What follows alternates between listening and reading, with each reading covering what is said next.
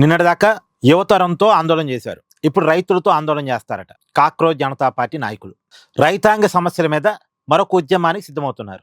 మోడీ ప్రభుత్వాన్ని చుట్టుముట్టడమే టార్గెట్గా ఉద్యమాలు క్రియేట్ చేయాలనుకుంటున్నారు. కానీ నేనేమంటానంటే ఉద్యమాలు క్రియేట్ చేయకూడదు. ప్రజా సమస్యల నుంచి ఉద్యమాలు పుట్టాలి. ప్రజా ఉద్యమాలు ప్రజల్లో నుంచి రావాలి.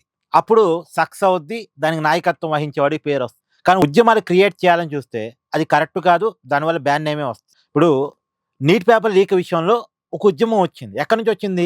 యువతలో నుంచి వచ్చింది.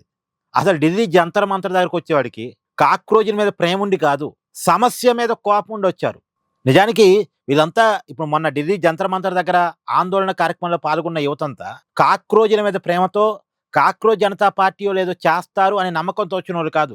వాళ్ళు సమస్య మీద కదిలి వచ్చిన వాళ్ళు. కాబట్టి సమస్య మీద కదిలి వచ్చినప్పుడు వాళ్ళకి నాయకత్వం వహించటం, ఆ ఉద్యమాన్ని గైడ్ చేయటం అది డిఫరెంట్. కానీ మోడీ మీద వ్యతిరేకతతో, బీజేపీ మీద వ్యతిరేకతతో ఒక ఉద్యమాన్ని క్రియేట్ చేస్తే ఇప్పటి వరకు సాధించుకున్న పేరును కూడా కాక్రోచ్ జనతా పార్టీ పోగొట్టుకోవటమే అవుద్ది.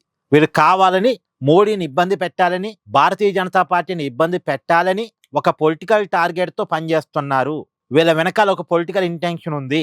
మోడీ ప్రభుత్వాన్ని పడేయాలి అనే టార్గెట్తో వీళ్ళు పనిచేస్తున్నారు అనేది జనానికి అర్థమైతే అది కాక్రోజులకే నష్టం.